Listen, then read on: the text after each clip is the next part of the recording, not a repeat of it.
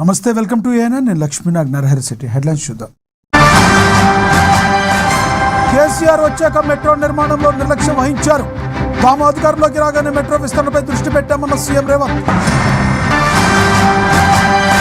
సింగపూర్లో ఐక్యరాజ్య సమితి హడావిడ్ ప్రతినిధులతో చంద్రబాబు భేటీ. ఆంధ్రప్రదేశ్లో యూఎన్ హడావిడ్ సెంటర్ ఏర్పాటు చేయాలని కోరిన సీఎం. స్లోవేకియాలో పర్యటించిన భారత ప్రధానిగా మోడీ.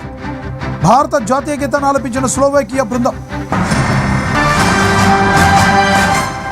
సీఎం విజయ్ సంగీత విడాకుల కేసు ఆగస్టు 7వ తేదీకి వాయిదా. ఇరుపక్షాల మధ్య నడుస్తున్న రాజీ చర్చలు మళ్లీ ఒకటే అవకాశం.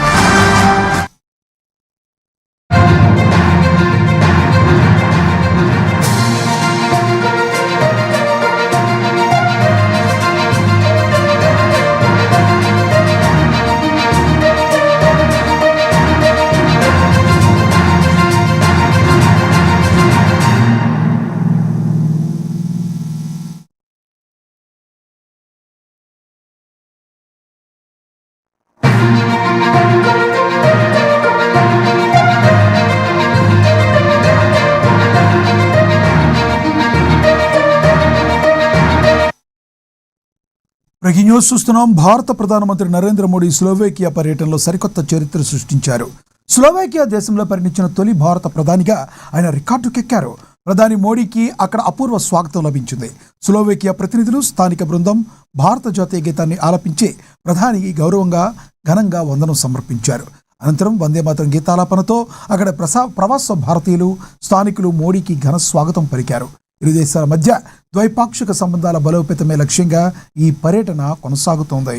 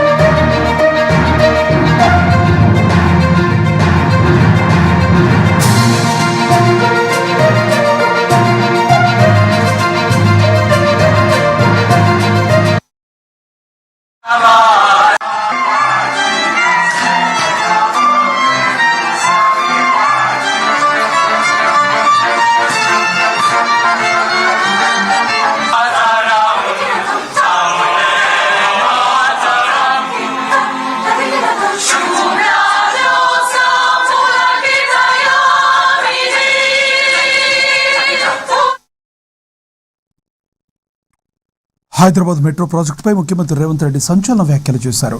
గత బీఆర్ఎస్ ప్రభుత్వంపై తీవ్రస్థాయిలో ధ్వజమెత్తారు సీఎం రేవంత్.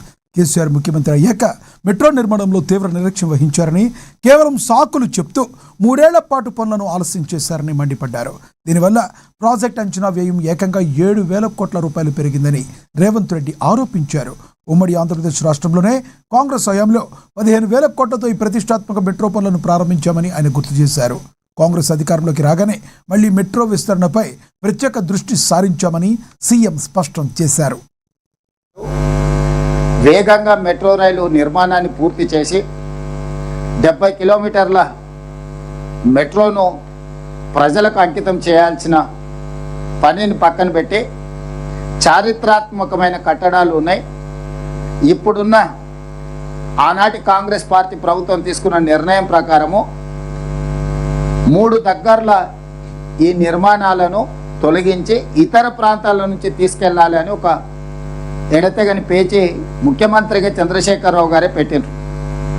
దాంతో నిర్మాణ పనులు ఆగిపోయి 2017లో ప్రారంభించాల్సిన ప్రాజెక్టు 2014 నుంచి 2017 వరకు నిర్మాణం ఆగిపోవడంతో నిర్మాణం ఆలస్యమయ్యి 2020 సంవత్సరానికి కానీ మెట్రో పనులు పూర్తి కాలేదు. అక్కడికి కూడా గౌలిగూడ నుంచి చాంద్రాయన్ గుట్ట వరకు ఫలక్నామా ప్యాలెస్ ఆ ప్రాంతంలో 5 కిలోమీటర్లు నిర్మాణం చేయకుండానే వదిలేసే పరిస్థితి వచ్చింది. 15,000 కోట్లతో పూర్తి కావాల్సిన మెట్రో రైలు నిర్మాణ అంచనా వ్యయము 22,000 కోట్ల రూపాయలకు పెరిగింది. దాంతో 3 సంవత్సరాలు ఆలస్యం కావడం, 7,000 కోట్ల రూపాయల అంచనాలు పెరగడం, అప్పటికే పెట్టుబడి పెట్టి బ్యాంకుల్లో రుణాలు తెచ్చుకున్న ఎల్ఎన్టీకి నష్టాలు లోను కావడం, 2020లో ప్రారంభమైన తర్వాత కోవిడ్ రావడం వల్ల ఇంకొక రకంగా వాళ్లకు నష్టాలు రావడం, వాటన్నిటిని కోలుకొని ముందుకు వెళ్ళే క్రమంలో 10 సంవత్సరాలు మెట్రో రైలు విస్తరణ గురించే గత ప్రభుత్వం ఆలోచన చేయలే. వాళ్ళు ఆలోచన చేసింది కూడా ఎల్ఎన్టీతో ముందుకు వెళ్లకుండా గచ్చిబౌలి నుంచి ఔటర్ రింగ్ రోడ్డు ద్వారా అంతర్జాతీయ ఎయిర్పోర్టుకు వాళ్ళకి కావాల్సిన రియల్ ఎస్టేట్ సంస్థలకు ఆఖరి నిమిషంలో టెండర్లు పిలిచే ప్రయత్నం చేస్తారు. ఎక్కడైతే ప్రజలు ప్రయాణం చేయరో, ఎక్కడైతే అంతగా అవసరం లేదో ఆ ప్రాంతంలో నిర్మించాలని వాళ్ళ యొక్క ఆస్తులను పెంచుకోవడానికి మాత్రమే గత ప్రభుత్వం ప్రయత్నం చేసింది తప్ప నిజంగా ప్రజలకు అవసరం ఉన్న ప్రాంతాలలో మెట్రో విస్తరణ జరగలేదు. ఒకనాడు ఢిల్లీ మెట్రో మొదటి స్థానంలో ఉంటే హైదరాబాద్ మెట్రో 2వ స్థానంలో ఉండే దేశంలోనే. ఇతర నగరాలలో చిన్న చిన్న మెట్రోలు మాత్రమే నడుస్తుండే. ఈరోజు ఢిల్లీ మొదటి స్థానంలో అట్లనే ఉంది, హైదరాబాద్ నగరం 9వ స్థానానికి జారిపోయింది.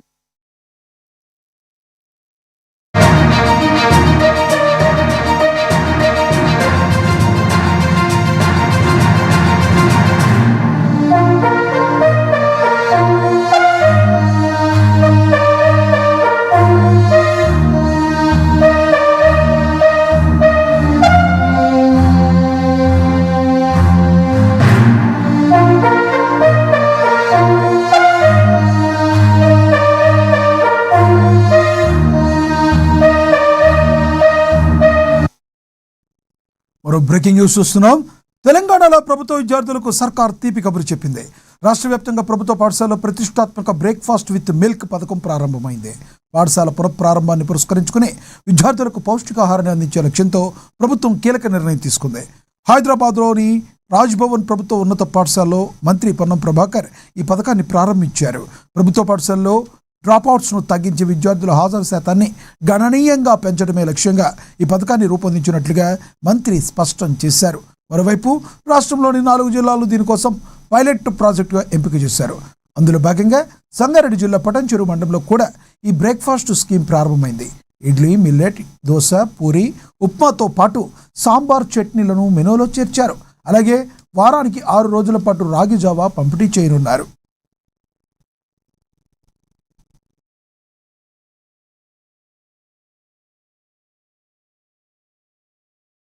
మాకు టిఫిన్ అనేది ఇనాగ్రేట్ చేశారు స్కూల్లో. సో మార్నింగ్ మాకు టిఫిన్ చేసి వచ్చేసరికి మాకు టైం అనేది లేట్ అవుతుంది స్కూల్కి. సో దానివల్ల చదువుకోవడం చాలా ప్రాబ్లం అవుతుంది. కొన్నిసార్లు తినకుండానే వచ్చేస్తున్నాము. సో దానివల్ల గవర్నమెంట్ దీన్ని యాక్షన్గా తీసుకుని అడ్వాంటేజ్ ఇచ్చినట్టుగా అనుకోవచ్చు. మంచిగా టిఫిన్ అనేది ప్రొవైడ్ చేస్తున్నారు. మంచిగా న్యూట్రిషియస్ ఫుడ్ వల్ల మేము అనేది మంచిగా కన్జ్యూమ్ చేస్తున్నాం. టిఫిన్ చాలా బాగుంది. మేము చాలా లక్కీగా మేము చాలా ప్రౌడ్గా పెడుతున్నాం. మాకు తెలంగాణ లేట్గా బ్రేక్ఫాస్ట్ వల్ల స్కూల్కి రావడం లేట్ అవుతుంది. ఇంకా మమ్మీ వాళ్ళకు కూడా కొంచెం ఇబ్బంది అవుతుంది మార్నింగ్ లేసి బ్రేక్. స్కూల్ ప్రోగ్రాంలో మన honourable minister for basic welfare and transport Shri Ponnam Prabhakar sir ద్వారా అండ్ మన ఖైరతాబాద్ కాన్స్టిట్యూన్సీ ఎమ్మెల్యే మన దానం నాగేందర్ గారి ద్వారా మన ఆనరబుల్ ఎంపీ రాజ్యసభ శ్రీ అనిల్ కుమార్ యాదవ్ గారు, మన ఎమ్మెల్యే యశస్విని గారు, అవర్ డిస్ట్రిక్ట్ ఆఫీషియల్స్ ద్వారా ఈరోజు మన హైదరాబాద్ జిల్లాలో జీపీఎస్ రాజ్భవన్లో బ్రేక్ఫాస్ట్. అప్పుడు పేరెంట్స్కి వర్క్ వల్ల వాళ్ళకి కొంచెం ట్రబుల్ అయ్యేది. ఇప్పుడు స్కూల్లో బ్రేక్ఫాస్ట్ ప్రొవైడ్ చేయడం వల్ల మా పేరెంట్స్కి కొంచెం బర్డెన్ తగ్గుతుంది. మేము కూడా ప్రోటీన్ మాల్న్యూట్రియంట్స్. ప్రభుత్వ ఉన్నత పాఠశాలలో మాకు ఈ బ్రేక్ఫాస్ట్ స్కీమ్ అనేది ప్రొవైడ్ చేయడం వల్ల ఎవరైతే పిల్లలు పొద్దుగాల పూట మార్నింగ్ టైంలో ఎవరైతే బ్రేక్ఫాస్ట్ చేసిరారో చాలామంది మా స్కూళ్ళల్లో కళ్ళు తిరిగి పడిపోవడం జరుగుతుంది. ఎప్పటి నుంచి అయితే లాస్ట్ ఇయర్ కూడా ఈ స్కీమ్ కొన్ని రోజులు గడిచింది. అప్పుడు అన్ని కేసెస్ ఏం రాలే మా దగ్గర. అదే ఇప్పుడు ఇది ఇంకా టేక్ ఓవర్ చేస్తూ ఎవరైతే పిల్లలు మార్నింగ్ టైంలో తిని రారో వాళ్ళకి ఈ బ్రేక్ఫాస్ట్ ప్రొవైడ్ చేయడం వల్ల వాళ్ళు మార్నింగ్ క్లాసెస్ ఇంకా అవన్నీ యాక్టివిటీస్లో మంచిగా పాల్గొని మంచిగా ఉంటారని. 10 లక్షల మంది విద్యార్థులకు ఈ రోజు నుండి ఉదయం పూట అల్పాహారం, అది కూడా పౌష్టిక అల్పాహారం ఇచ్చి స్కూల్ డ్రాప్అవుట్స్ తక్కువ చేయడంతో పాటుగా మరి వివిధ రకాల ఉపాధి కోసం ఉదయాన్నే పనులో వెళ్ళేటువంటి తల్లిదండ్రులు ఆకలి మంటతో పాఠశాలకు వచ్చే విద్యార్థుల యొక్క అంశాన్ని గ్రహించి రాష్ట్ర వ్యాప్తంగా ఈరోజు ఉదయం పూట అల్పాహార కార్యక్రమాన్ని ఈరోజు హైదరాబాద్ రాజ్భవన్ స్కూల్లో ప్రారంభం చేయడం జరిగింది. హైదరాబాద్లోనే దాదాపు 93,000 మంది విద్యార్థులుంటే రాష్ట్ర వ్యాప్తంగా 29 లక్షల మంది విద్యార్థులకు మరి కార్యక్రమం కొనసాగుతుంది. అన్ని రకాల ఇన్ఫ్రాస్ట్రక్చర్ను అన్ని రకాల అంశాలకు సానుకూలంగా ప్రభుత్వం ఉంది కాబట్టి ఆ దిశలో అందరూ కలిసి రాజకీయాలకు అతీతంగా గ్రామ పంచాయతీ వార్డు సభ్యుల నుంచి గౌరవ ముఖ్యమంత్రి దాకా అందరూ కూడా ప్రభుత్వ విద్యను ప్రోత్సహించే భాగంగా ముందుండాలని అందులో భాగంగా ఈరోజు బ్రేక్ఫాస్ట్ కార్యక్రమం ఇక్కడ ప్రారంభం చేసినాం. రాష్ట్ర వ్యాప్తంగా 29 లక్షల మంది విద్యార్థులకి కార్యక్రమం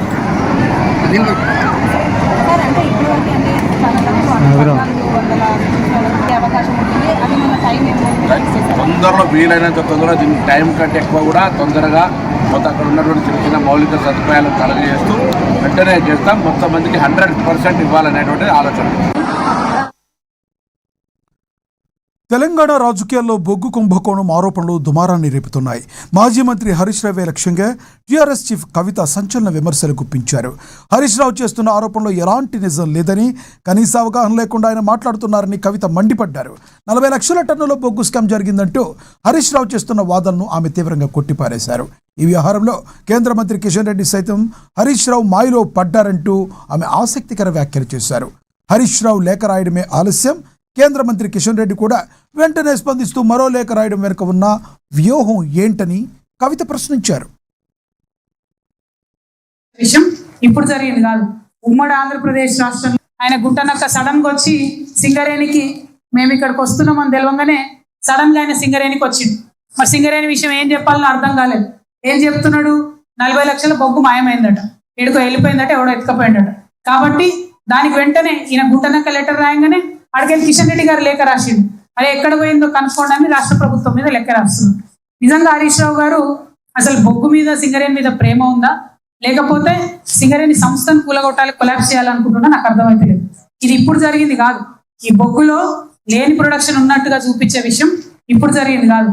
ఉమ్మడి ఆంధ్రప్రదేశ్ రాష్ట్రంలో ఉన్నప్పటి నుంచి కూడా ప్రతి సంవత్సరం సింగరేణి సంస్థ బాగుండాలి అని చెప్పి అప్పులు పుట్టాలి, మార్కెట్ క్రెడిబిలిటీ ఉండాలని చిన్న చిన్నగా స్టార్ట్ అయిన అడ్జస్ట్మెంట్ ఇప్పుడు పెద్దగా అయింది.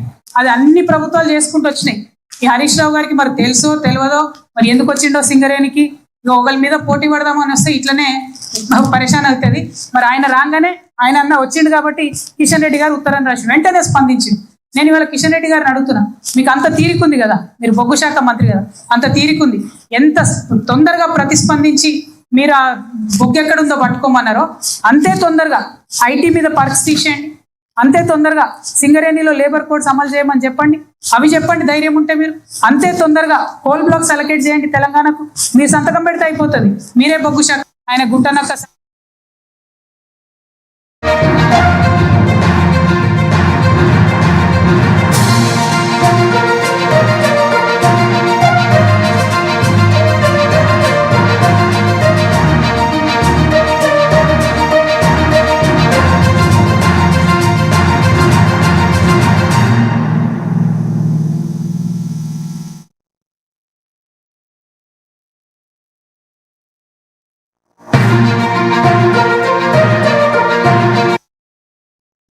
బ్రేకింగ్ న్యూస్ చూస్తున్నాం. ఆంధ్రప్రదేశ్ సీఎం చంద్రబాబు నాయుడు సింగపూర్ పర్యటనలో చాలా బిజీగా గడుపుతున్నారు. రాష్ట్రంలో పెట్టుబడులు, అంతర్జాతీయ భాగస్వామ్యాల లక్ష్యంగా ఆయన అడుగులు వేస్తున్నారు. ఇందులో భాగంగానే సింగపూర్లో యుఎన్ హబిటాట్ ప్రతినిధులతో సీఎం చంద్రబాబు సమావేశమయ్యారు. ఆంధ్రప్రదేశ్లో యుఎన్ హబిటాట్ సెంటర్ను ఏర్పాటు చేయాలని ఈ సందర్భంగా ప్రతినిధులను ఆయన కోరారు. అలాగే రాష్ట్ర సమగ్ర అభివృద్ధికి యుఎన్ హబిటాట్లతో బలమైన భాగస్వామ్యాన్ని ఆశిస్తున్నట్లుగా సీఎం తెలియజేశారు. ఏపీలో రైజ్ అప్ కార్యక్రమాన్ని అమలు చేయాలని సీఎం చంద్రబాబు ప్రతిపాదించారు.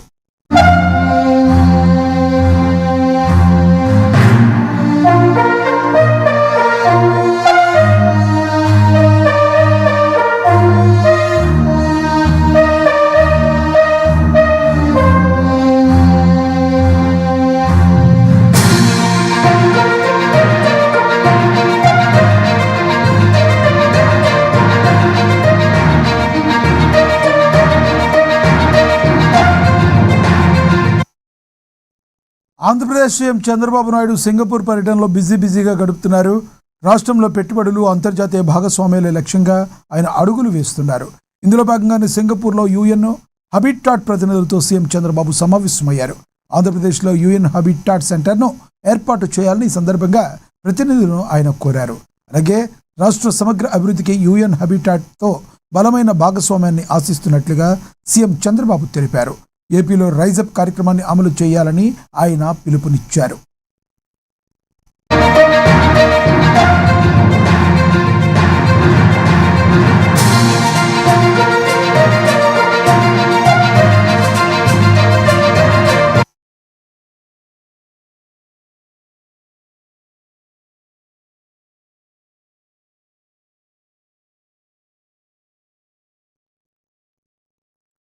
ఆంధ్రప్రదేశ్ ఉప ముఖ్యమంత్రి పవన్ కళ్యాణ్ తెలంగాణ విభజనపై సంచలన వ్యాఖ్యలు చేశారు.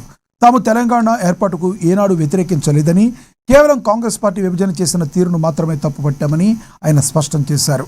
నాటి కాంగ్రెస్ ప్రభుత్వం వ్యవహరించిన శైలి వల్లే 2 రాష్ట్రాల మధ్య అసంతృప్తి, అశాంతి నెలకొన్నాయని పవన్ కళ్యాణ్ తెలిపారు.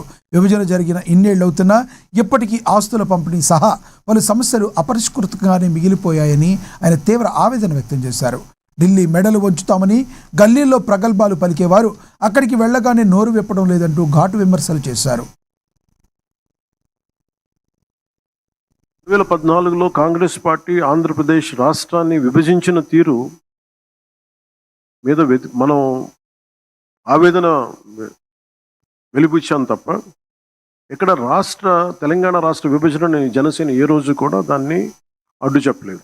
ఇది 2009 నుంచి నేను రిపీటెడ్గా చెప్తున్నా, this is my commitment and also Janasena's commitment for betterment of Telangana, for the statehood of Telangana.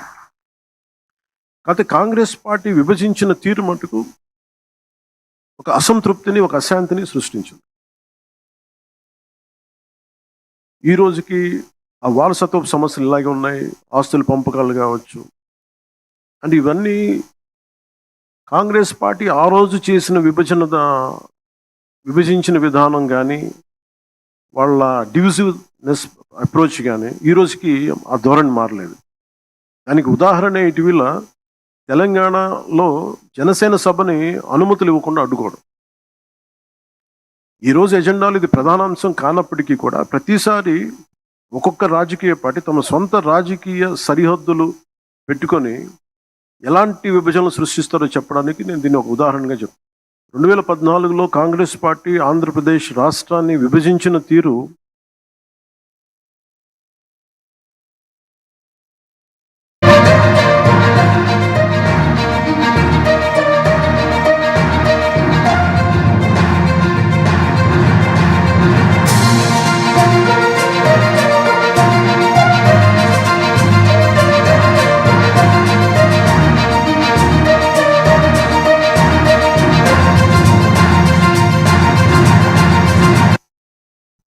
Breaking news చూస్తున్నాం. తమిళనాడు సీఎం జోసెఫ్ విజయ్, ఆయన భార్య సంగీత విడాకుల కేసుపై చెంగల్పట్టు ఫ్యామిలీ కోర్టు విచారణ చేపట్టింది. ఈ కేసు విచారణ ఆగస్టు 7వ తేదీకి వాయిదా వేస్తుంది. వీడియో కాన్ఫరెన్స్ ద్వారా విచారణ జరపాలని విజయ్, సంగీత తరపు న్యాయవాదులు కోర్టును కోరారు. అయితే సాంకేతిక కారణాల దృష్ట్యా వీడియో కాన్ఫరెన్స్ పిటిషన్ను న్యాయస్థానం తిరస్కరించింది. గత ఏడాది డిసెంబర్లో మనస్పర్ధల కారణంగా వీరు విడాకులకు దరఖాస్తు చేసుకోగా ఎన్నికల అఫిడవిట్ ఆధారంగా సంగీత 250 కోట్ల భరణను డిమాండ్ చేసినట్లు అప్పట్లో జోరుగా ప్రచారం సాగింది. అయితే ఈ వ్యవహారంలో ఇప్పుడు ఒక ఊహించని మలుపు కనిపించబోతుంది. విజయ్ తల్లి శోభా చంద్రశేఖర్ ఆధ్వర్యంలో కుటుంబ సభ్యులు జరిపిన రాజీ చర్చలు సఫలమయ్యేలా కనబడుతున్నాయి. గత కొంతకాలంగా విడివిడిగా ఉంటున్న ఈ దంపతులు మనస్పర్ధలను పక్కన పెట్టి మళ్లీ ఒకటయ్యే అవకాశాలున్నట్లు సోషల్ మీడియాలో టాక్ వినబడుతుంది. ఒకవేళ ఇదే నిజమైతే ఆగస్టు 7న కోర్టు విచారణ సమయానికి కేసులో కీలక మార్పులు చోటు చేసుకునే అవకాశం ఉంది.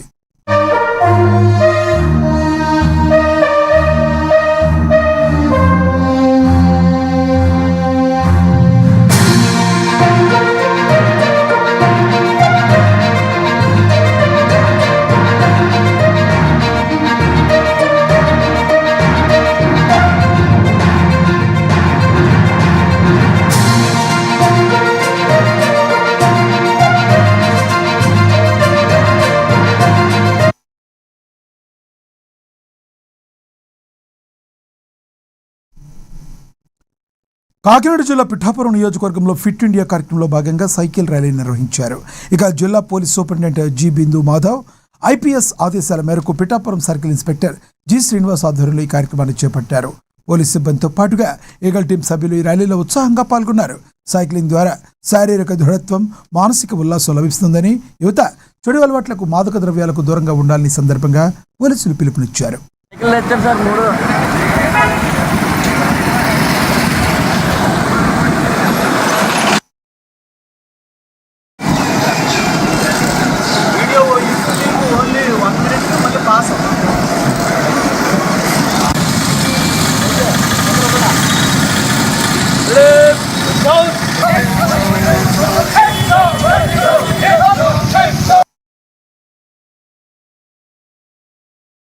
సైకిల్ దక్కండి, ఆరోగ్యమే ఆరోగ్యమే. 3 సైకిల్ తెచ్చారు సార్. 3 శ్రీకాకుళం జిల్లా ఇచ్చాపురం పట్టణంలో రైల్వే గేట్ సమస్యపై వైఎస్ఆర్ కాంగ్రెస్ పార్టీ ఆగ్రహం వ్యక్తం చేస్తుంది. ఇచ్చాపురం తోట వీధి మార్గంలోని ఎల్సీ గేట్ నెంబర్ 329 వద్ద ప్రతి 15 నిమిషాలకు ఒకసారి గేటు మూసేయడంతో ప్రజలు నర్రక యాతన అనుభవిస్తున్నారని వైసీపీ ఇన్ఛార్జి సాడి శ్యాంప్రసాద్ రెడ్డి ఆరోపించారు. గత ప్రభుత్వంలో ఆమోదం పొందిన ఆర్ఓబి ప్రాజెక్టును కాదని ప్రస్తుత ప్రభుత్వం అలైన్మెంట్లో మార్పులు చేయడంపై ఆయన పలు అనుమానాలు వ్యక్తం చేశారు. కేంద్ర నిధులతో చేపట్టే ప్రాజెక్టుపై జిల్లా ఎంపీ, కేంద్ర మంత్రి చొరవ చూపాలని తెలిపారు.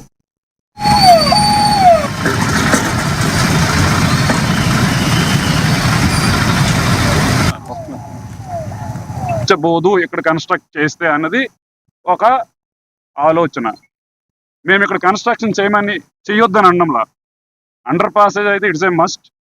At the same time ROB positioning ఎలా ఉండాలి అని అంటే, ఇచ్చాపురం భవిష్యత్తులో పట్టణం పెరిగిన ట్రాఫిక్ అవసరాలు తగ్గించే విధంగా, ఎట్ ద సేమ్ టైం కొలిగాం రోడ్లో ఉన్న ట్రాఫిక్ కూడా భవిష్యత్తులో పెరుగుతున్న ట్రాఫిక్ కూడా ఈజీ అయ్యేటట్లు చేయాలి అని అంటే మా పార్టీ తరఫున మేము ఒక ప్రపోజల్. ఆ ప్రపోజల్ ఏంటి అని అంటే, ఊరికి అవతల ఏదైతే ఉందో రాజుగారి కోట అటు నుంచి తీసుకొని వచ్చి ఆ వాటర్ ట్యాంక్ పక్క నుంచి తీసుకొని వచ్చి రైల్వే ట్రాక్ దాటి యువత ల్యాండింగ్ చేసి ప్యారలల్గా రైల్వే ట్రాక్ వస్తే కనుక చిదంబరేశ్వర కాలనీ ఆ జంక్షన్ దగ్గర మళ్ళీ రత్కన్ రోడ్డుకి జాయిన్ అయితే కనుక మేజర్ వెహికల్స్ అటు నుండి వెళ్తే 2 వీలర్స్ 3 వీలర్స్ ఇటు నుంచి వస్తే కనుక కొలిగాం రోడ్లో డెన్సిటీ తగ్గుతుంది.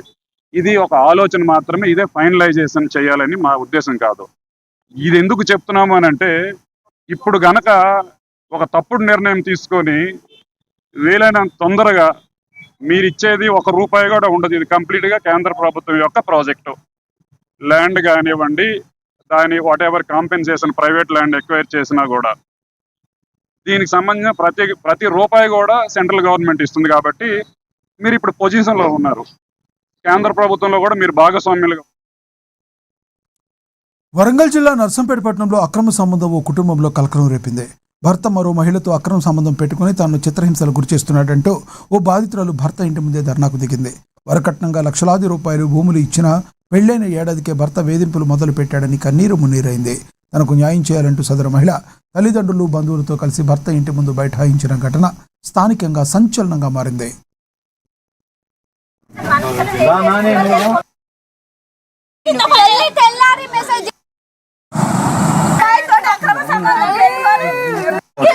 ఇల్లీగల్ కాంటాక్ట్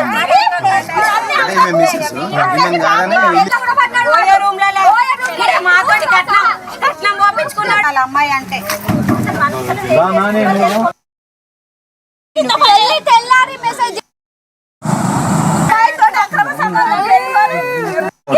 నా పేరు సాయి మేఘన. నాకు ఏప్రిల్ 30, 2025 రోజు రాకేష్ అనే అతనితోటి పెళ్ళైంది. అతనికి ఇంతకు ముందే ఇల్లీగల్ అఫేర్ ఉంది. ఆ అఫేర్ గురించి ఫ్యామిలీ మొత్తం తెలిసి మోసం చేద్దామని చూసిళ్ళు. ఇల్లీగల్ కాంటాక్ట్స్, ఆమెతో పడుకుంది, ఆమె మొత్తం కంపెనీలోనే ఫ్రెండ్. ఆమె ఆ కంపెనీలో ఫ్రెండ్. ఆ కంపెనీ ఆమెతోటే ఇల్లీగల్ కాంటాక్ట్ పెట్టుకొని నన్ను ఎటు చేసి వరకట్నం కింద వేధింపులు చేద్దామనేసి నన్ను పెళ్లి చేసుకొని నన్ను చిత్ర హరాస్మెంట్ చేసిండ.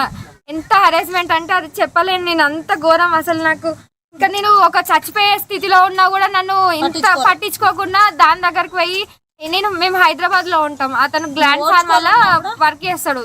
2022 నుంచి ఇప్పటి వరకు దానితో ఇల్లీగల్ కాంటాక్ట్ ఉంది. ఇది వీళ్ళ ఫ్యామిలీకి మొత్తం తెలిసి చేసిండ్రు. నా గొంతు కోసిండ్రు. పంచాయతీ చేయించినాం. పంచాయతీ చేసినాక మంచిగా ఉంటామని చెప్పిన తర్వాత ఆగస్ట్ లో ప్రెగ్నెన్సీ వస్తే మొత్తం ఫ్యామిలీ కూర్చోబెట్టి అందరితో మాట్లాడిపించి వాళ్ళ చెల్లె, వాళ్ళ భర్త, వాళ్ళ అన్న, మా మామయ్య, అత్తమ్మ మొత్తం అందరు కలిసి నా కడుపును అబోర్షన్ చేపించిళ్ళు. ఫ్యామిలీ కుట్ర పండిళ్ళు నా మీద వరకట్నం కోసం. సంవత్సరం నుంచి పెళ్ళైన ఒక నెల నుంచి నన్ను కట్నం అని. మద్యం మహమ్మారి బారిన పడి జీవితాలను నాశనం చేసుకుంటున్న వారికి నంద్యాల జిల్లాలోని ఒక ఆలయం ఆశాదీపంగా మారింది. పాణ్యం గ్రామంలోని చెంచు కాలనీలో వెలిసిన సుంకుల పరమేశ్వరి దేవాలయంలో మద్యం అనిపించే వింత ఆచారం కొనసాగుతుంది. ప్రతి ఆదివారం ఇక్కడికి వందల సంఖ్యలో భక్తులు తరలివస్తున్నారు. ఆలయ ప్రధాన అర్చకులు శ్రీనివాసుల ఆధ్వర్యంలో మద్యం ప్రియులను అమ్మవారి సమక్షంలో దీక్షలో కూర్చోబెడతారు. తమ కొన్ని సంవత్సరాల పాటు మందు జోలికి వెళ్లబోమని అమ్మవారిపై ప్రమాణం చేయిస్తారు. అనంతరం టెంకాయ నీళ్లలో అమ్మవారి కుంకుమ కలిపి తీర్థమిస్తారు. ఈ బండారు తీర్థం తీసుకున్న తర్వాత ఎవరైనా మాట తప్పి మళ్లీ మద్యం సేవిస్తే కీడు జరుగుతుందని భక్తుల బలమైన నమ్మకం. అమ్మవారి మహిమతో వందలాది మంది మందుకు శాశ్వతంగా దూరమవుతున్నారని ఆలయ అర్చకులు చెబుతున్నారు.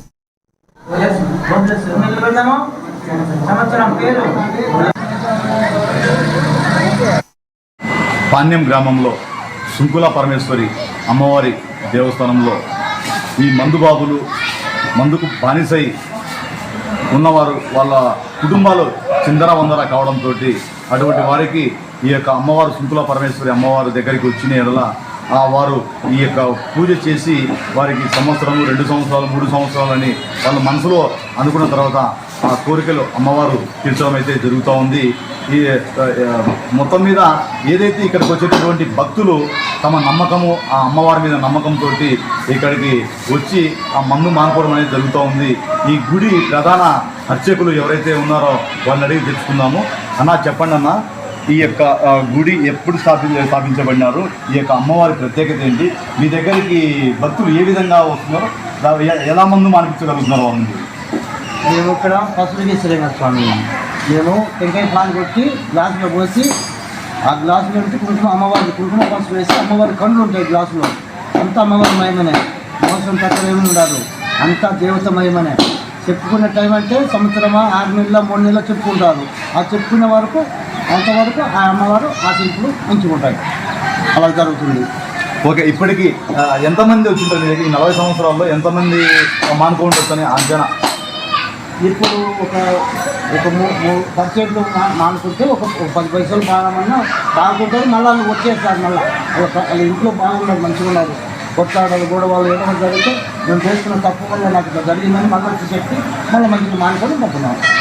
అది చెప్పడం అయితే ఏదైతే చెప్తున్నారో, అమ్మవారి ఒకసారి ముక్కున్న తర్వాత వారి యొక్క మా అమ్మవారు నమ్మకంతో వాళ్ళు మానుకోవడం జరుగుతుంది. మేము ఇచ్చేటటువంటి తీర్థం ఏదైతే ఉందో ఆ తీర్థంలో ఎటువంటి కెమికల్స్ ఏమి వేసి మేము ఇవ్వడం లేదు. మేమైతే స్పష్టమైనటువంటి బండారు, అమ్మవారి బండారు, వాటి యొక్క టెంకాయ నీళ్లు కలిపి వాళ్ళకి తీర్థంగా ఇస్తాము. ఆ తీర్థం వాళ్ళు తాగిన తర్వాత వాళ్ళ మనసులో అమ్మవారికి ఎన్ని రోజులు మందు మానుకుంటామని చెప్పేసి. మహబూబాబాద్ జిల్లాలో సంచలన ఘటన చోటు చేసుకుంది. సుమారుగా 33 లక్షల రూపాయల పెండింగ్ బిల్లుల బకాయిల కోసం ఓ కాంట్రాక్టర్ ఏకంగా ప్రభుత్వ పాఠశాలకి తాళం వేశాడు. డోర్నకల్ మండలం పెరుమండల సంకిస గ్రామంలో వేసవి సెలవుల తర్వాత బడి తెరిచిన మొదటి రోజే ఈ ఘటన జరిగింది. మన ఊరు మనబడి కింద పనులు పూర్తి చేసినా అధికారులు బిల్లులు ఇవ్వడం లేదని కాంట్రాక్టర్ తీవ్ర ఆవేదన వ్యక్తం చేశారు. డబ్బులు చెల్లిస్తేనే తాళం తీస్తానని భీష్మించుకోవడంతో విద్యార్థులు, తల్లిదండ్రులు గేటు బయటే ఉండిపోవాల్సి వచ్చింది.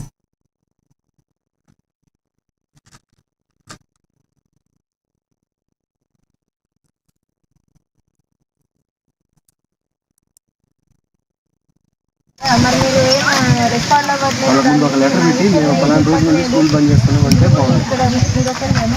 మరియు 6 కలిసి పెట్టినాం.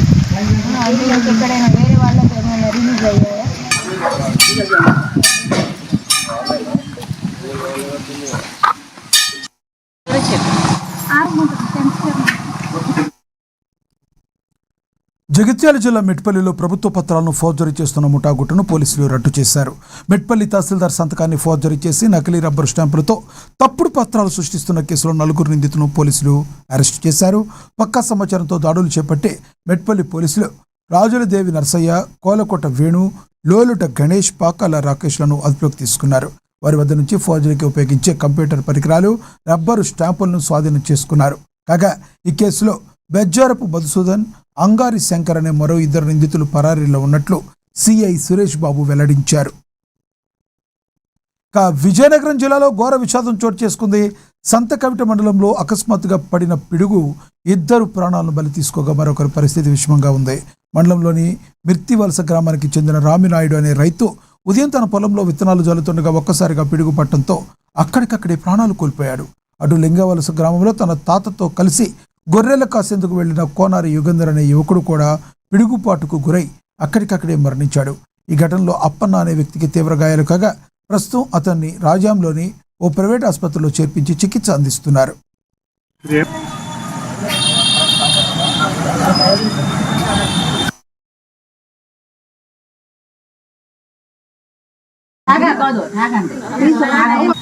రైతులండి, మా గుర్తువలస గ్రామ రైతులు కొంతమంది ఒక 4-5 పక్క విలేజ్కి కూలి పని కోసమని మల్లయ్యపేట గ్రామం కానీ వెళ్ళారండి. వెదజత్తనాలు చల్లుతున్నారు.